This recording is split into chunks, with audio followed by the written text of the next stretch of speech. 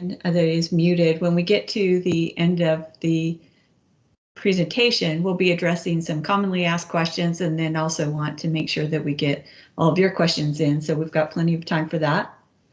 We will also ensure that we, if you have questions midway through or whatever, please just use the chat feature and we'll collect all of those to address them near the end.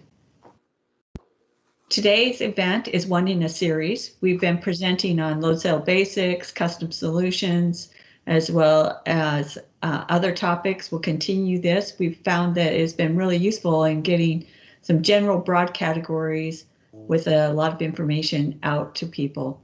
Today we'll be joined by Keith Skidmore and Randy White will be our presenter. Both are excellent and the topic of torque, but also application experts, force and torque experts. They've been with Interface for a long time, seen many applications and use cases, answered a lot of questions, so they will be our experts on hand. Randy, Keith, do we have you here? Hey, good morning, Jamie. Good morning. So let me just go over a couple of topics that we'll be discussing today. We're going to go through just a quick evolution on torque, where it started, where we are today. We're going to get into some specifications and design topics. We want to give you some tips on using torque, things we've seen, things that we'll think you'll find useful. We'll do a really quick update on couplings and instrumentation. We want to answer questions about customization and calibration. And then we've got a couple inventive use cases that show how different transducers are used. Then we'll finish it up with FAQs. Again, use that chat feature to answer any questions. We appreciate you joining. And to get things going, we've got Randy. You're up. All right. Thanks again, Jamie, for not only putting this one together, but all the ones that you've been spearheading all along here. So these are very good, very popular. So we'll kick this off with the evolution. Here you can see the first dynamometer using a torque arm and a load cell, and then obviously evolving to where we are today. And this is an example of our axial TQ in an actual customer's application. The ATQ, basically measurement system, redefines the category in terms of function, accuracy, and customizable compatibility. The rotor sensing element and electronics are the heart of the system, which will be offered in many torque capacities in a variety of DIN sizes. With the flexible capability of the stator and output module mounting, the ATQ system offers an infinite number of configurations to meet the application need. Okay. Next slide. Here is also an example of where it started and where we are today. So just a the example on the left is the Prony brake. So it's basically a braking system. You've got a motor driving a shaft there, and then a friction belt or band is placed around the shaft or barrel, and as it applies the friction to the spinning motion on the drum assembly there, there'll be torque that'll be applied to the torque arm, if you will, and then they've got on the left there it's a scale, but either a scale or a load cell is basically activated in that particular application. So and then obviously the ATQ on the right where we are today. Okay. So torque transducers convert a mechanical input of torque to an electrical output signal where the signal is directly proportional to the torque input. It consists of a metal spring element, flexure, just like a load cell does. Strain gauge are bonded to the flexure in a Wheatstone bridge configuration, and the torque applied to the sensor causes the bending or shear strain in the gauged area, causing the strain gauges to change resistance, generating the output voltage signal proportional to the torque. Okay.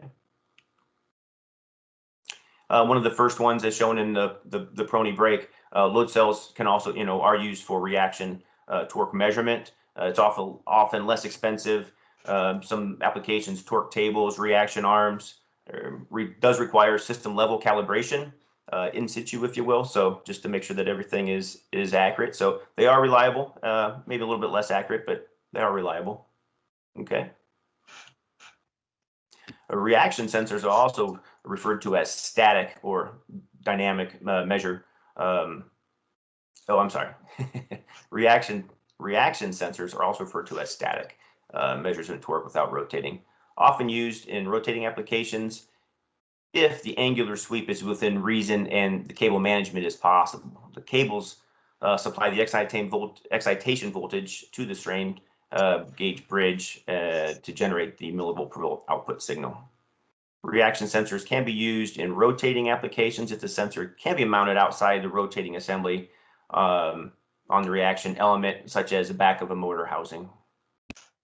Okay. Some types of reaction sensors are here. You've got the flanged, hollow flange, solids. We've got a square drive, shaft style reaction torque, and then our miniature reaction torque sensors. The flange ones, obviously you see their various sizes, shapes, and heights, basically depending on profile. So we've got a wide variety to choose from based on the applications out there we're trying to accomplish. The rotary or the reactions are typically a little bit less expensive than the rotaries. Ease of installation, for example, the one on the right there, the C-face. So they basically just snap right onto an industry standard configuration, if you will. So and then not as much alignment and coupling requirements as in the rotary. Okay. A rotary sensor, also called dynamic, rotates as part of the system and is merely reaction sensor that is allowed to rotate. Measures inline torque on a rotating shaft, so no cable attached to the rotating parts. So we utilize slip rings, rotary transformers, rotating digital electronics on telemetry. Rotating torque sensors commonly use strain gauges to help determine the torque being measured. Rotating shaft spins within fixed housing to measure the torque and resistance being produced by the objects being measured. When the sensor is mounted and installed, the shaft is placed between the driving mechanism and the load, being coupling connected. As the machine moves, stress created is able to be measured. Rotary torque sensors can be found applied in automotive engine testing, drivetrain measurements, dynamometer testing, electric motor and gearbox testing. Okay. So here's some examples of our flange. We also have multiple shaft options, floating and foot mounted, which we'll get into a little bit later. Inline dynamic response allows for faster response, various sizes and options, basically the best fit the application. These typically are more expensive, obviously moving parts, more electronics in these, higher outputs. And then you typically are utilizing couplings as well to deal with the alignment challenges, which we'll get into later on in the presentation. Okay.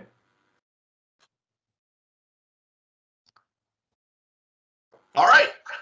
This is Keith Skidmore, application engineer, regional sales director, and custom solutions guy at Interface. This is a discussion on specifications and design. One of the common questions that comes up with torque sensors is, what capacity do I need? Load cells, it's maybe easier to estimate. People sort of have an idea of how much load they think there's going to be in the system. With torque, it's a little harder.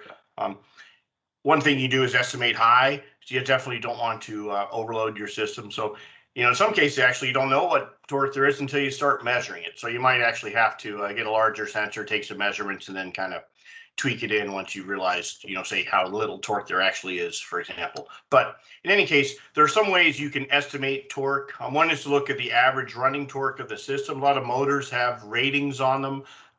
There's an RPM and a torque rating. You can estimate power. And so this equation shown on the screen here would allow you to actually calculate running torque of a system. That's the average running torque though. And so there can be quite large spikes riding on top of that.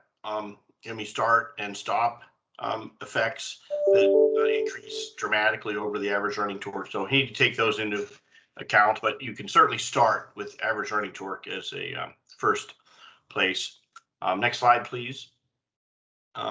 So when you're looking at it, you can look at, you know, what your average torque is, and you want to look at what the drive service factors might be, and that's like how hard it is for the load, or not for load, for the item that's driving the system to, you know, how difficult that service factor is basically. And then the load service factor, same thing, you know, what's being driven by the system, what's creating the load, if it's a compressor or something that's more difficult than a fan, for example. And then when you start or stop, if there's a lot of inertia, if you hit go on electric motor, it can start up against the inertia and overload things in line, including the torque sensor. Same thing if you stop suddenly, right? You have all this inertia that wants to keep spinning. Extraneous loading too, if there's bending or side loading or thrust loading, you know, that needs to be considered. The sensor has to be sized appropriately to survive it. Next slide, please. So drive service factors. These are in order of difficulty. Can you imagine if you have an electric motor as you drive, that would be relatively smooth, a turbine quite smooth, and turns out certain types of AC or DC motors are better than others. DC motors generally pretty good. Three-phase AC motors quite good. As you go down this list, these are, say, increasing order of, say, difficulty. When I say difficulty, systems that tend to create more torque events, spikes, you know, pulsations, and those are going to, you know, be in addition to what the average torque might be. So on the bottom, you'd have, say, diesel engines. You imagine a single cylinder diesel engine sits there and just thump, thump, thump, thump. That would be a quite hard drive factor. Next slide, please.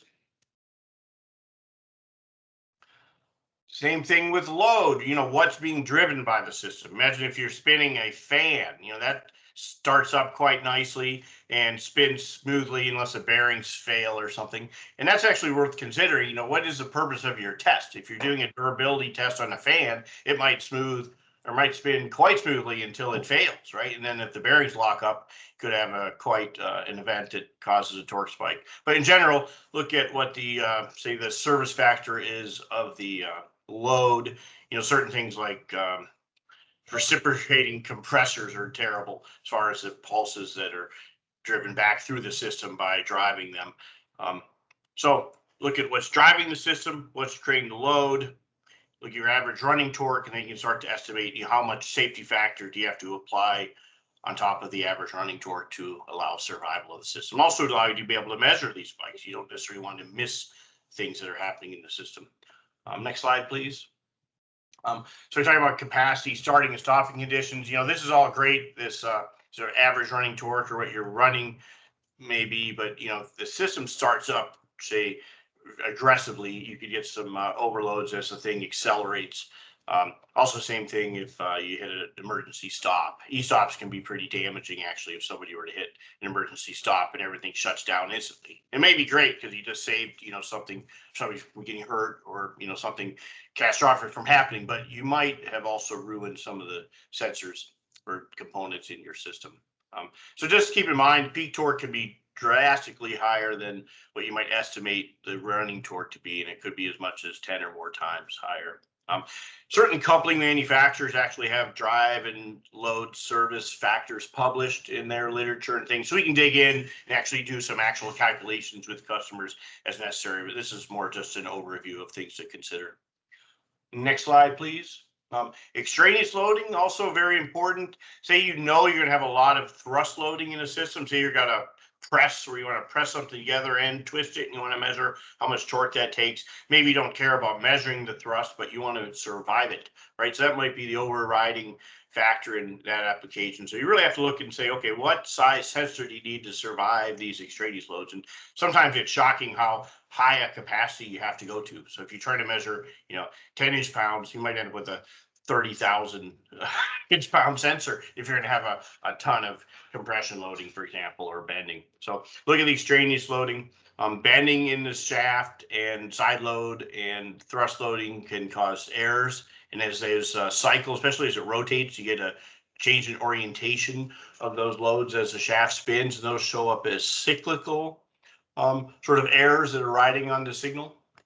Also, the sensor will wear out. Imagine you have bending in the shaft, then you spin it, you know, 10,000 RPM, right? You got this orientation. The bending is basically stressing that shaft 10,000 times a minute as it rotates. And so that's flexing the shaft and it'll wear it out. Also the bearings, that you can get loading into the bearings as it rotates, kind of a hammering effect, and it'll wear the bearings out. So all of these things should be considered. Generally though, you don't want to just oversize the sensor grossly so it'll take these extraneous loads. You really want to try to isolate the sensor from them. Next slide, please. These are basically just types of extraneous loads. Radial loads, basically loads perpendicular to the shaft. They can be a side load. More often than not, they end up as bending loads into the shaft, and the shaft will be supported, and then the side loads will create, say, a bending against that support, such as at the bearings. Misalignment in the drivetrain can cause that. If you got two shaft ends that are, not aligned, but you try to couple them together rigidly, you'll pull them together, right? And that's bending into the shaft. Also just bad couplings. The couplings aren't well constructed. They can create their own issues. Thrust loads, again, as motors energize, the shaft wants to move in the housing. As things heat up, the shafts grow or contract as they cool down. Those things must be accommodated. Otherwise, there are forces in the sensing system that show up as errors. Weight of the test article. If you got a really heavy test article sitting on a sensor, that's important to understand. Also shaft versus bearing loads. On a shaft style sensor, the shaft can take a certain amount of thrust. If you actually hold the housing and push on the shaft though, and you act that thrust through the bearings, that number is a lot less than what the shaft can actually take. And you want to be very careful. You're not trying to load the bearings in a shaft style sensor at all. They're really just to allow the shaft to spin within the housing. They're not supposed to, take any major loading. Next slide, please. When we talk about, say, shaft style sensors, there's two very common and recommended mounting configurations. A fixed mount, which is fairly common, is where the housing of the torque sensor is mounted to a plate or a pedestal of sorts. And then the shaft ends stick out, from each side of the sensor, and then they're coupled up to, motor, gearbox shafts or whatever.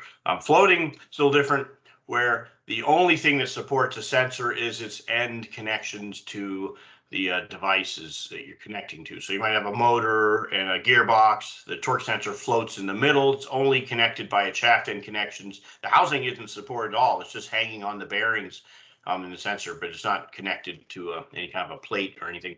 But in that case, the sensor housing will want to spin along due to the rotational friction of the bearings. And so it has to be kept from spinning with like a flexible strap or a spring or something, but it's not intended to actually have any load or, not tightly mounted to anything. Next slide, please. Oh, moving to Randy. All right. So this next section is basically going to be going over some examples of what our offerings of reaction and rotary sensors. So the TS11 is the shown here on the left is our flange style reaction torque sensor. The TS12 in the middle is the shaft style. And then on the right, we've got our miniature reaction torque sensors, which we'll go to the next slide. So the MRT basically has a safe overload of 700% capacity with an accuracy of 0.1%, and capacities down to 0.2 Newton meters. So with that 700% safe overload, you can definitely see why you would need that type of overload protection on something that goes down that low of a capacity. Just in the assembly process alone, those could be easily overloaded. So, okay, next. The flange style sensors, we've got solid flange, hollow flange torque sensors. They typically have a high torsional stiffness, still with the accuracy of 0.1%, and capacities from 10 ounce inches to 500,000 inch pounds, actually up to probably 750,000 inch pounds. Okay. Here's a couple more examples of our rotary offerings. Go ahead next.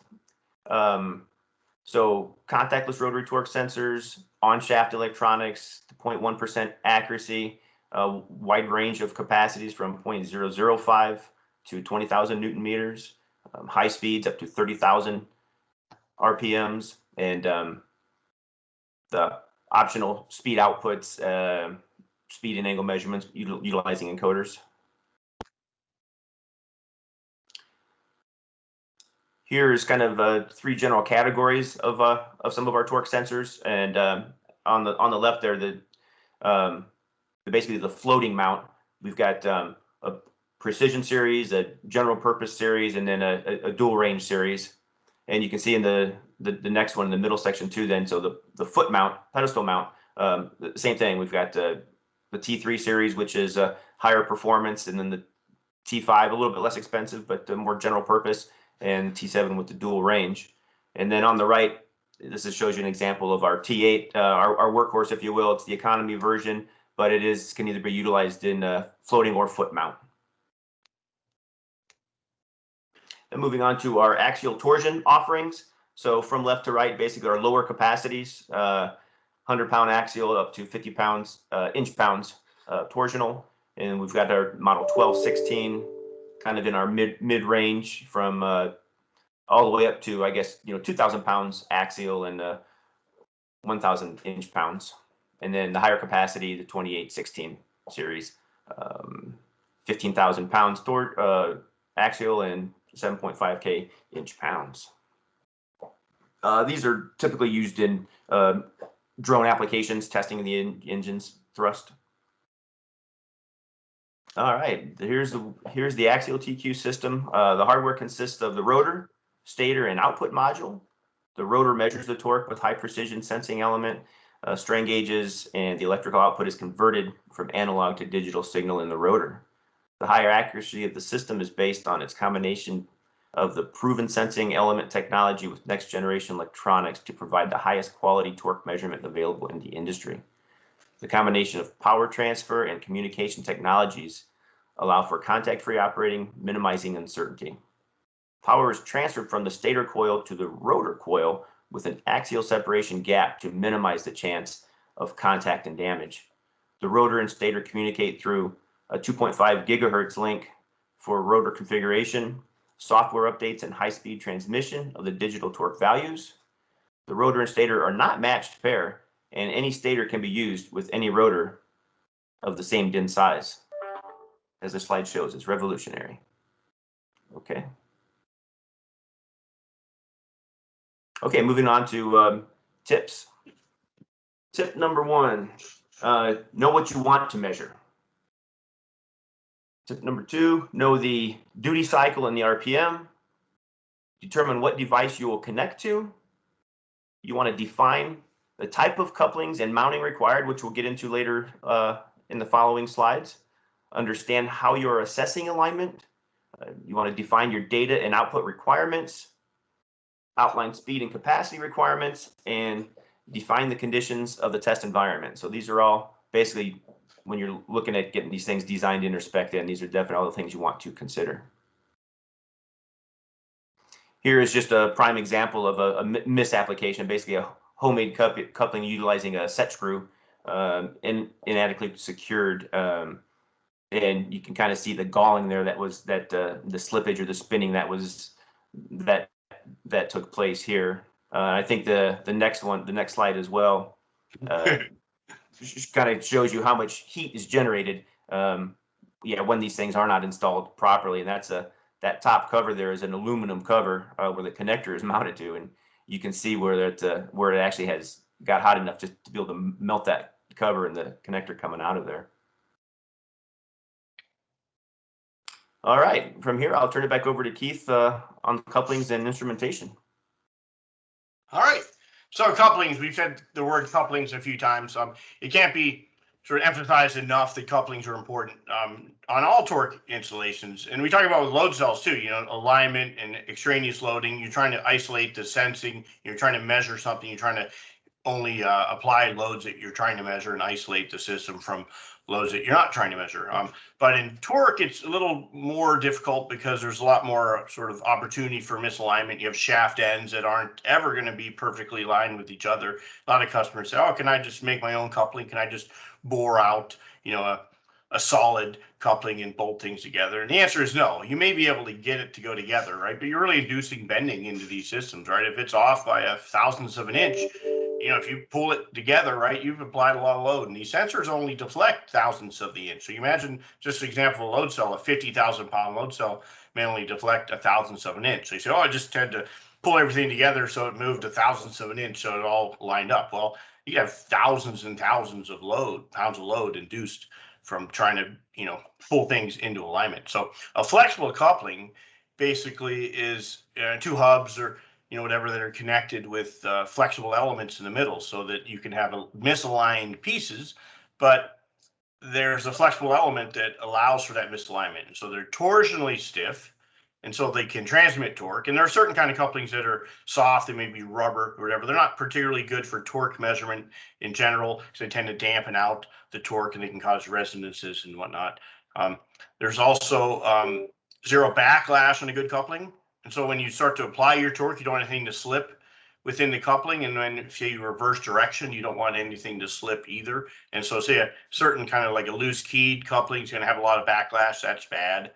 Certain kinds of rubber couplings, they have a lot of sort of movement between the rubber pieces inside, not necessarily good. These are some actual photographs of couplings.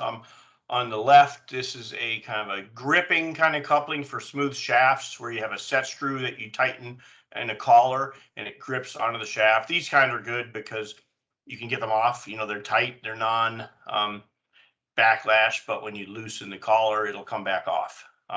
So for calibration, or you're trying to take it out of the system, you don't have to use any crazy tools or whatever to try to get the couplings off the shaft ends. Over to the right, we've got double flex couplings. Those are also a kind that grip, and there's accomplished with set screws, or not really set screws, but screws that kind of clamp them down together. That little spiral cut type coupling on the bottom actually uses set screws. We really don't recommend set screws pushing on the shaft, except for the very lowest capacity measurement. So that would be a very small capacity, like maybe half an ounce inch or a few ounce inches, something like that. This would be suitable. Moving on to the next slide. We talk about couplings. There's different kinds of misalignment they say correct for or allow. And you got angular, parallel, and called end float, which is really a parallel, not parallel, axial misalignment. And you can see those little diagrams below. But up top, we have something called a floating mount system. And that's where the sensor is floating in the middle between the two shaft end connections. So this would require whatever's driving the system, whatever's the load, to be rigidly mounted, so that they can then, on their bearings, support this weight of the sensor hanging in the middle. And then because the shafts of the two devices that you're coupling together with the couplings aren't going to be perfectly aligned, you need a flexible coupling at each end. That type of coupling has to be a single flex, though. What single flex means is it doesn't allow any radial misalignment. Because if it did, the whole thing could droop, right? And it would spin like a jump rope, which would be bad. So you have to have kind of rigid, non-drooping connections at the shaft ends, but they have to allow for angular displacement, and that allows the whole thing to articulate a little bit to accomplish the misalignment.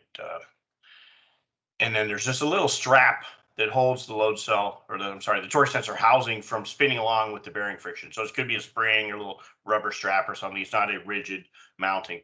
Below, sort of the other type of recommended mounting is a foot mounted torque sensor, where that's actually the body of the housing of the torque sensor is mounted, say, firmly to a plate. But in that case, you've got two basically pairs of shafts that are misaligned from each other. So you need a double flex coupling at each connection, and those allow for parallel misalignment because those shaft ends aren't going to be perfectly aligned. You don't have to worry about it drooping, though, because the sensor itself is held by its mounting. For higher speed applications too, the foot mounted ones are better because it reduces the length of the spinning drive string, and also you don't necessarily want like a heavy torque sensor sitting in the middle of a long rotating assembly. Next slide, please. A couple examples of torque sensors with couplings mounted. On the bottom, that's probably a T2 sensor with relatively small couplings. Those are single flex. You can see in the center is just a single disc pack, and that would be for a floating configuration.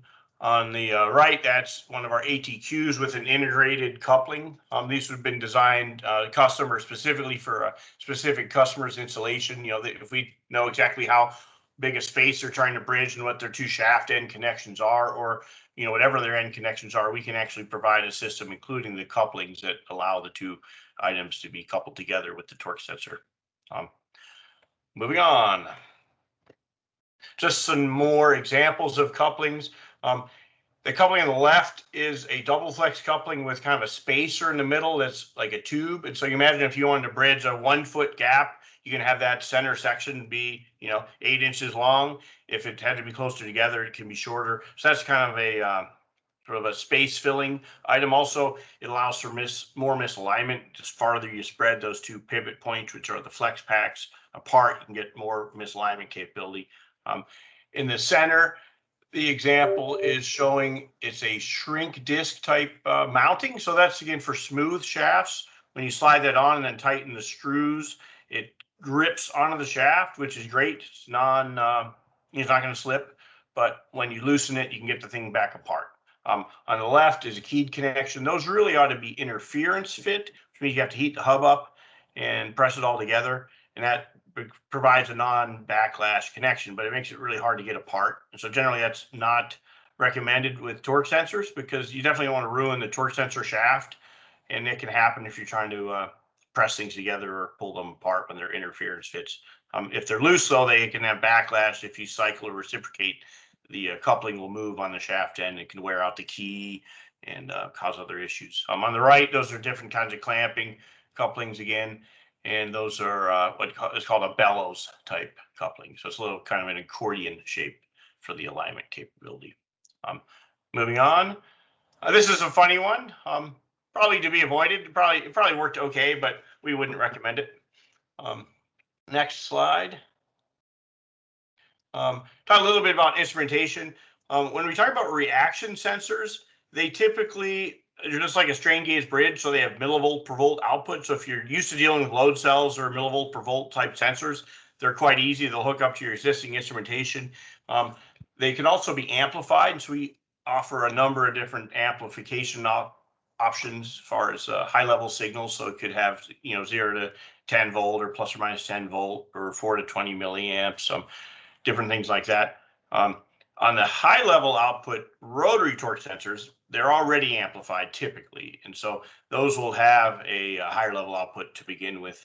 And they can easily then interface to most data acquisition systems that are set up for, voltage or milliamp input.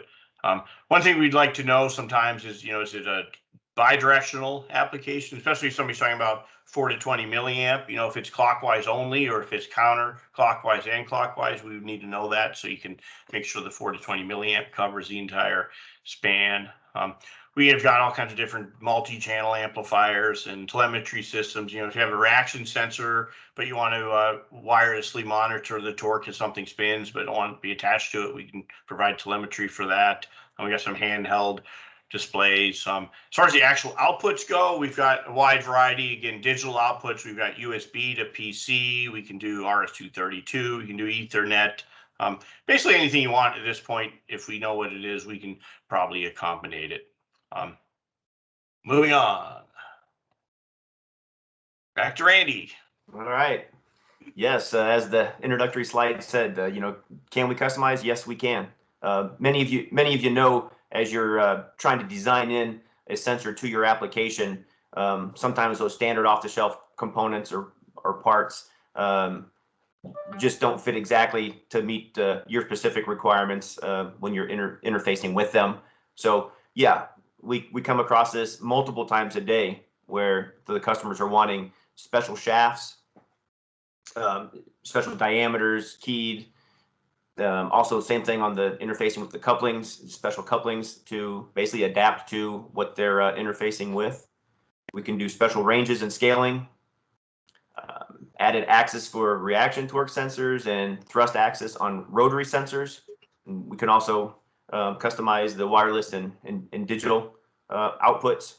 And environmental protection is also available, not typically standard, but is available on some of our rotary and torque as options.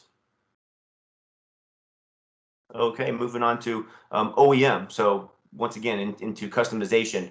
So a lot of times the customers will come and they'll want to basically incorporate a torque transducer into their application. So yeah, we can definitely engineer these things to spec to meet the customer's requirements.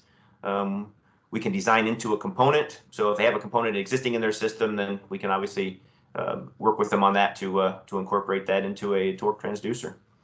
Rotary or reaction. We can miniaturize these things as well to fit in restricted space requirements. We can also streamline the feature sets and manufacture at volumes. Okay. And our calibration considerations.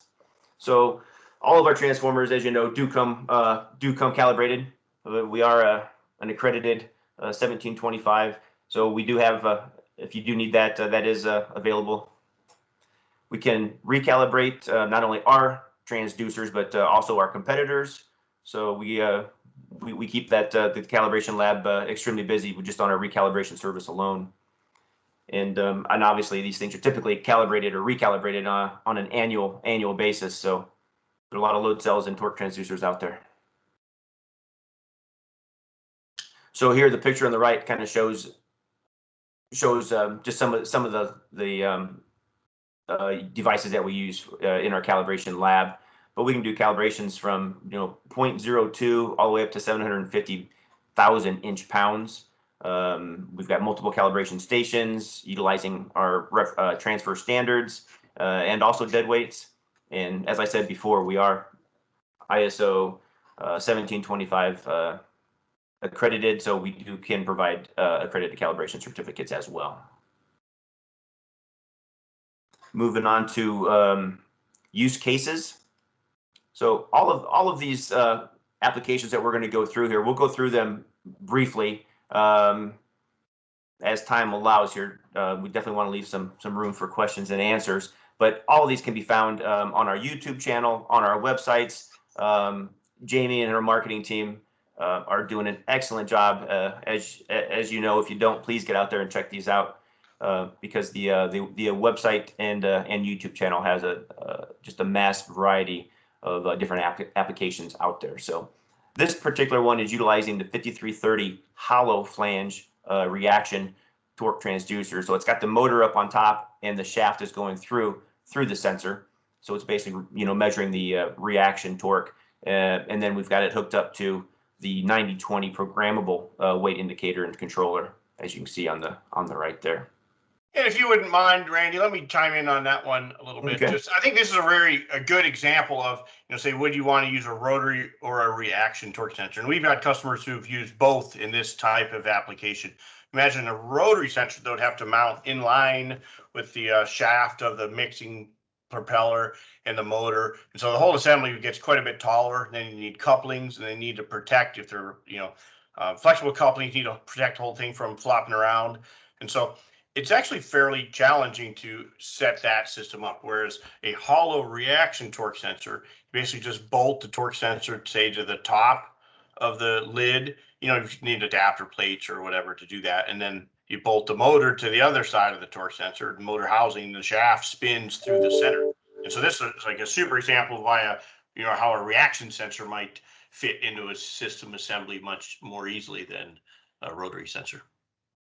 Yeah, with this application, the customer is able to determine the ideal density and viscosity based on the torque measurements in order to monitor the ingredients that they're mixing to basically maintain quality and safety requirements.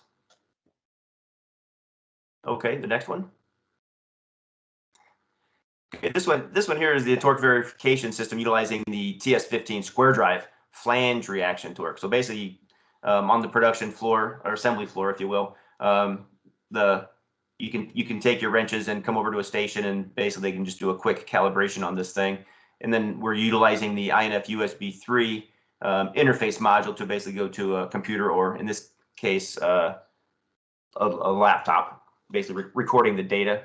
But basically, the customer was able to easily insert the ratchet type wrench into the square drive, perform the calibrations, review the results, logging them into their computer.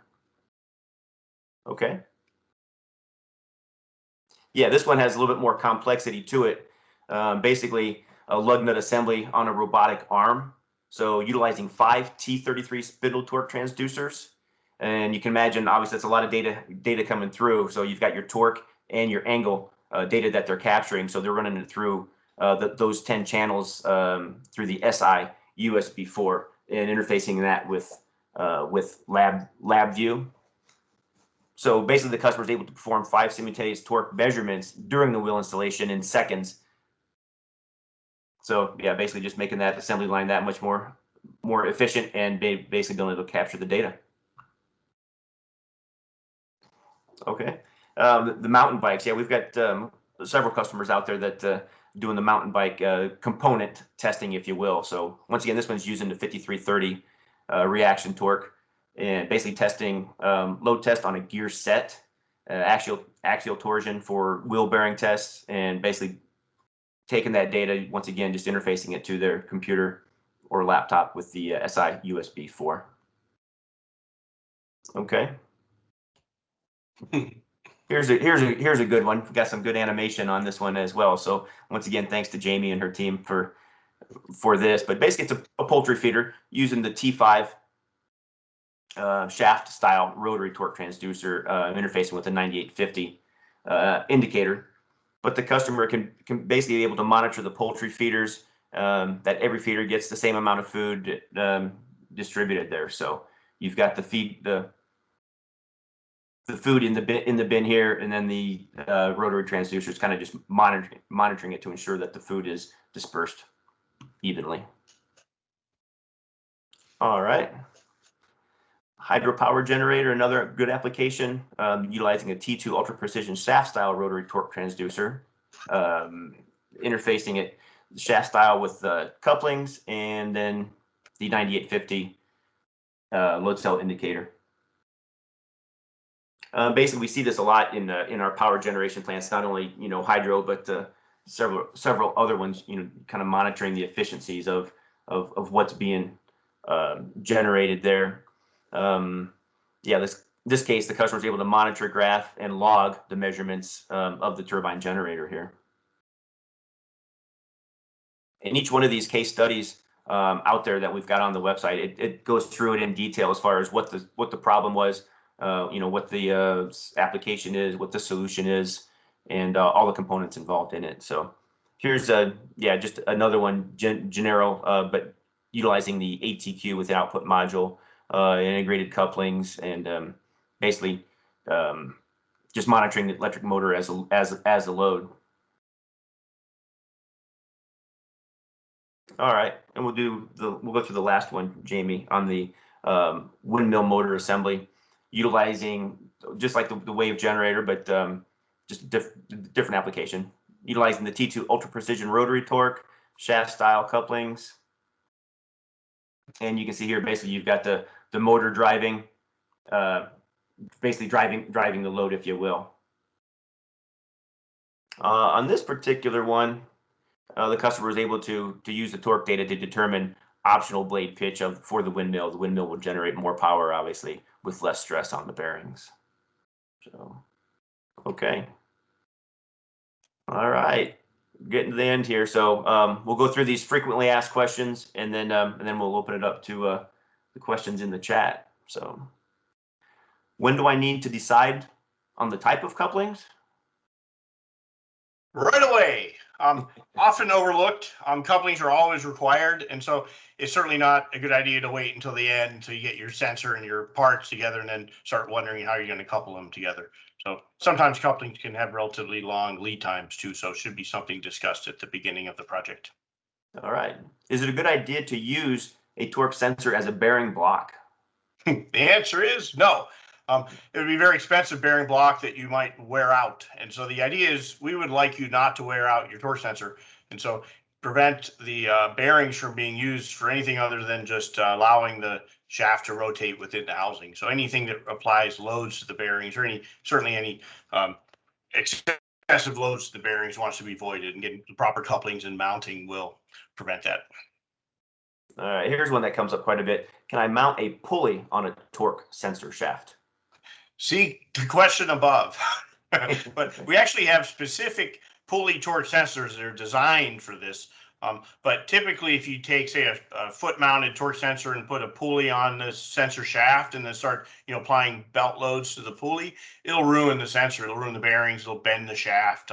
They're not designed for that at all. So if you're going to use a pulley, you have to protect the sensor using, say, bearing blocks, and that can end up being a relatively long assembly sometimes. So then the pulley torque sensor starts to make a lot of sense, and we can look at that if anybody's interested. All right. So what happens if the sensor vibrates after installation? Usually, when you're starting up a rotary system, especially the first time, you want to monitor it closely, start up slowly, and look for vibration. And we can't say what excessive is, but certainly noise or obvious vibration is a problem. You want to stop, slow down and try to see what's going on. But misalignment and imbalances can often result in vibration. And you certainly don't want to run the system until you figure out where it's coming from and, try to avoid it if possible. Yeah, and this question is asked all the time. Can I use the sensor over its rated capacity? Good question. All the time, load cells, torque sensors, they all have rated capacities. Can you use them over the capacity? They also always have safe overload ranges. That is reserved only for accidental use. So you don't ever say, okay, it's okay to use it above its capacity. And that's because you've used up your ability to withstand accidents, right? So if you're using it above its ratings, then or range, you're sort of taking a lot more risk of accidentally ruining it. For overload protected load cells, like Randy mentioned earlier, it's also important to know that they don't necessarily measure up to 700%. They're not going to be ruined, but you stop getting any ability to measure up about, 25% above capacity or something like that. So it protects them, but it doesn't allow you to use them up there. And then also on amplified or active sensors, such as rotary sensors, typically there's a limit to how high the output could go. So maybe the sensor doesn't get destroyed, but you can't actually measure. And that goes with your data acquisition systems too. If you've got a 10-volt output from your torque sensor and a 10-volt input range on your DAC, you can't go to 13 volts typically, certainly not accurately. So the idea is to always size the sensor so that you're working, all of your pulses, all of your spikes, everything that's happening is within the capacity. And that's okay. That's how they're supposed to work. Sure, you don't end up with the very tightest range on something that you're super interested in measuring, but it allows the sensor to work as it's intended and not get destroyed. So if they do get destroyed or are overloaded, are they repairable? It depends. Yeah, a reaction sensor, you basically ruin the entire thing. A rotary sensor, the shaft or the rotating element may be the only part that is damaged, and that can certainly be replaced. On an ATQ, for example, the entire rotor, you can throw it away and get a new one, and the rest of the system remains perfectly viable. On a shaft style sensor, though, there's a fair amount of effort to strip them down and replace the shaft, and so it's not an inexpensive repair. So we certainly try to help customers avoid that. It's not our business to repair these as a profit center, but in any case, it can be done. All right. What types of measurements can I get with a torque transducer? Well, torque, obviously, when coupled with encoders, we can get RPM or angle. And when you have RPM, you can calculate horsepower or power. So a variety of measurements you can get out of a single sensor. Yeah. We've already discussed this one. Can they be environmentally sealed? Yes, they can. Some of them to a greater extent than others. We definitely want to discuss that at the application review stage. And then can I mount the transducer vertically? That's a good question. If you think of load cells or reaction torque sensors, they really don't care at all. Same with the rotary type sensor. It doesn't know what orientations it's in, but there are some considerations. Considerations. Talk about extraneous loading. When you have a sensor mounted vertically, it's possible you have like a more weight of fixturing, or especially on a rotary torque sensor, if you're holding the housing, then lends up to kind of hang on the shaft. That could provide a lot of thrust loading in the bearing. So that should be avoided. The sensor itself, though, will function perfectly well in a vertical orientation. All right. Then the last question is, what's the fastest speed you can use in a floating mount application? That's a trick question, and the answer is it depends.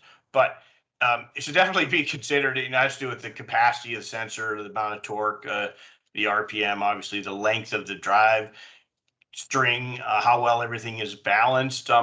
Typically, though, if you talk about a floating system, you would typically say run at lower RPM than a fixed mount, because a fixed mount basically makes the rotating parts shorter and helps keep everything more stable. If you've got a long rotating assembly with a relatively heavy torque sensor hanging in the middle, can you imagine, especially if everything is perfectly balanced, that system could start to move around and cause vibrations and problems. Very good. Thanks, Keith. You guys have covered a lot of questions. So we have a chat feature now on if anybody wants to click on the little chat bubble, add a question.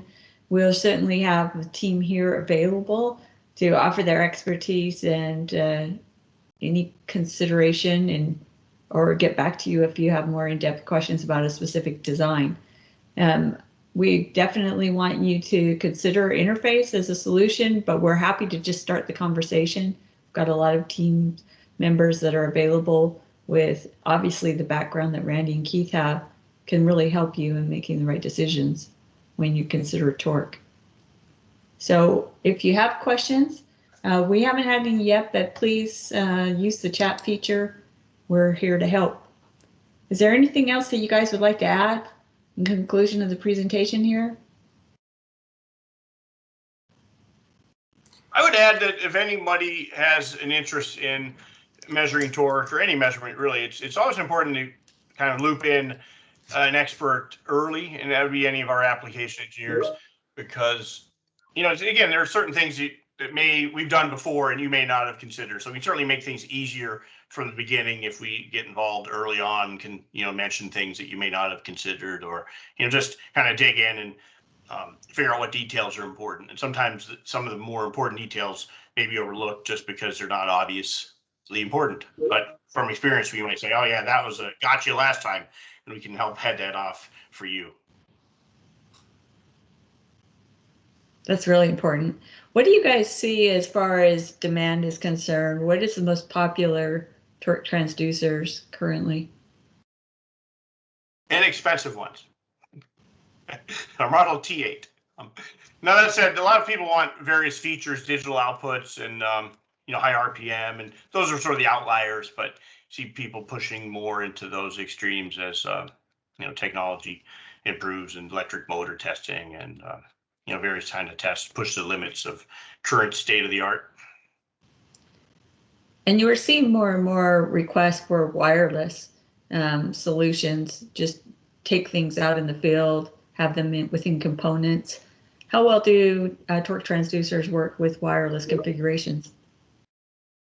Well, a lot of them are actually inherently wireless in how they work, so pretty well.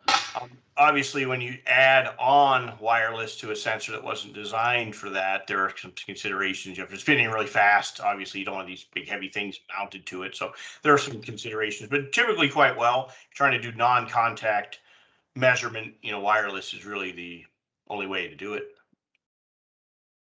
And also on the reaction side of things too, it's interesting to see with our wireless modules options that you can actually put that mount that to a reaction torque transducer mounted to the housing there in certain applications where you do have some over 360-degree rotation, but so for cable management, adding a wireless module on there is yeah, we've seen more and more customers utilizing that option. And that seems to be a frequently asked question, is cables and couplings something that's important when you're deciding what you need to make sure you get all of the accessories with that as well? Yeah, absolutely. We typically try to inform the customers when they are coming in for just the transducer itself. Yeah, what accessories do you need? Cables, couplings, and indicators as well. Yep, complete package. Mitchell's asking when you guys are going to take this on the road. Training near you. Soon. Yeah. Yeah, we're definitely chomping to get back out there for sure. The great thing is we have distributors all over the world, and we have representative firms throughout the U.S. So let us know where you're at. We have people that could come by and provide you additional information on site and answer your direct questions. So Mitchell, let's connect.